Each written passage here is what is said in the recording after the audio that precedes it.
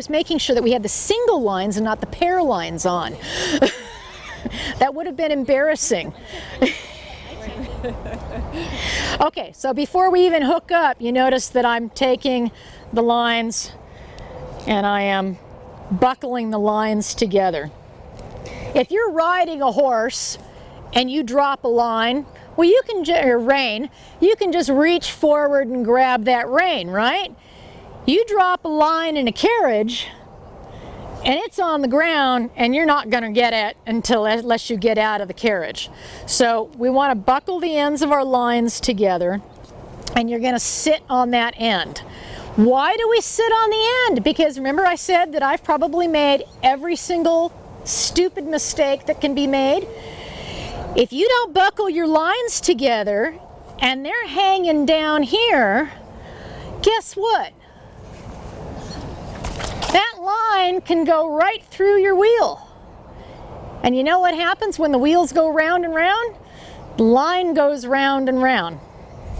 So I was training a young horse and I had my lunge lines and I had the lunge lines dragging behind the cart. And I didn't notice until the line got tight that I had wound up one of the lunge lines in the wheel. Uh-oh.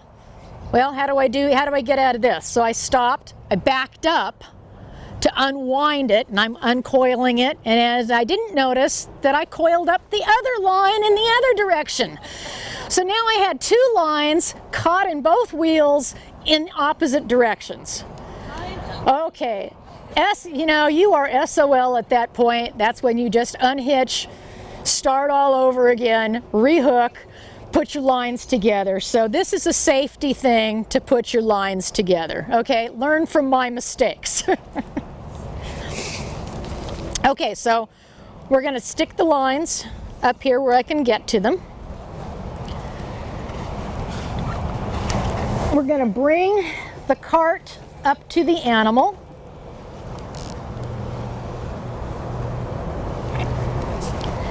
And I always let the animal know that I'm there. Now this guy's, he has no blinders on, so he's got all of his peripheral vision.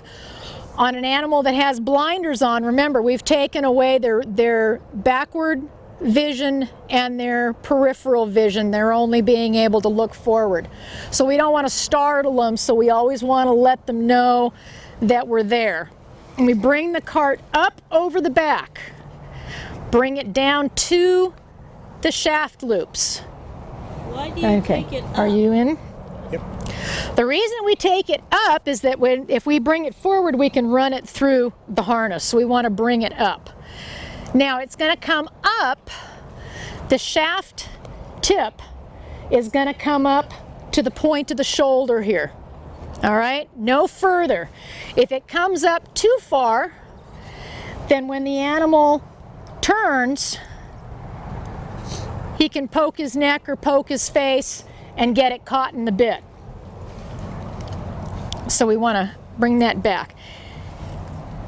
And again, this cart is not designed to be used with a neck collar. It should be used with a breast collar, because our shaft tip is higher than the point of our draft right here, and the shaft tip can actually get caught underneath the collar here. So we have somebody heading, or you always have the animal secured somehow when you're hooking up. The first thing on, last thing off is the traces.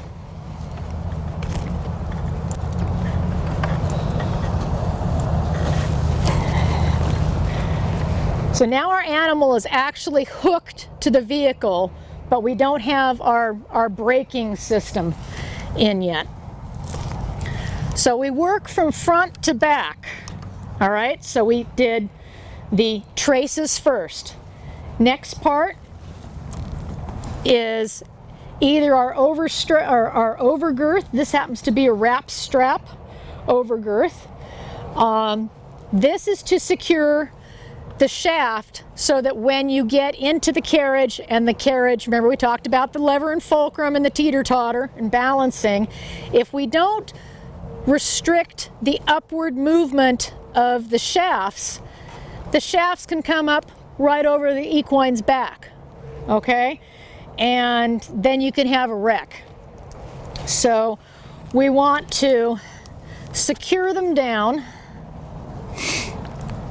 and we just wrap it around, and I just do a little figure 8, and we then strap it down. And you only want to strap it down so that it's taut but not tight. We don't want to restrict the movement too much. Then we have our holdbacks, and you see we're working from front to back. Another safety thing that I want to bring up is that you never ever hook your equine up to the vehicle unless the bridle is on, the lines are attached to the bit, and the lines are run through the harness, okay? And basically, the animal has to be 100% dressed and harnessed before you ever attach it to the vehicle, all right? And you never, ever, ever remove the bridle or remove the lines while the equine is hooked to the carriage. All right, that's the #1 driving sin you can make. If you make that mistake at a horse show, you can be removed from the horse show because it is a huge safety issue. So please never do that. Okay, so now we've got this long strap that's attached to the breech, and this is called the holdback. And it holds back the carriage from running into the horse. And it hooks through these brackets right here, and these brackets come in many shapes, but it's called a footman's loop. And this gives the point of resistance for the mass of the carriage when it's moving down the road to slow down.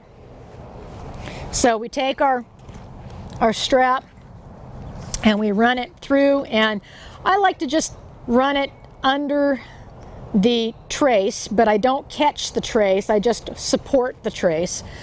And we wrap it around. Go ahead. How do you decide what straps go on which side of the trace? Because I see you have the one strap holding the trace and the other strap is loose.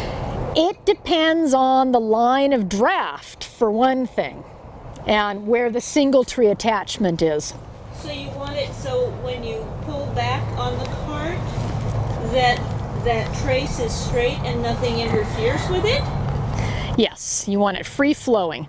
So now how tight do I want to make my holdback strap here? I want to end up, this breechin is way too loose.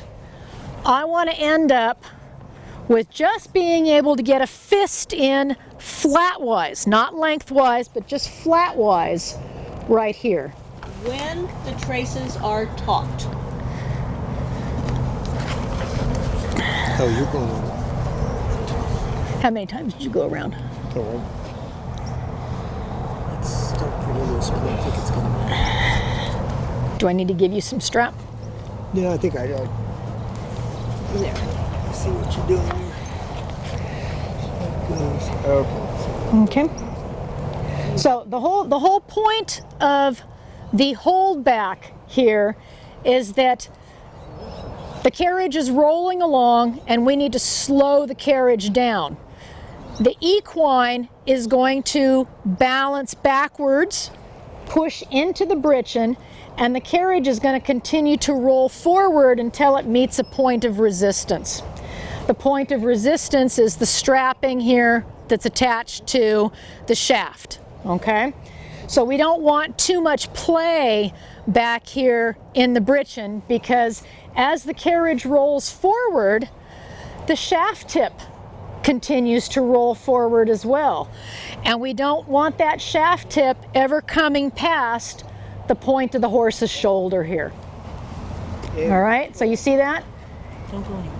Yeah. So the animal, to be efficiently harnessed and be able to stop the vehicle, the animal should be able to lean into draft and lean backwards and be into the breechin.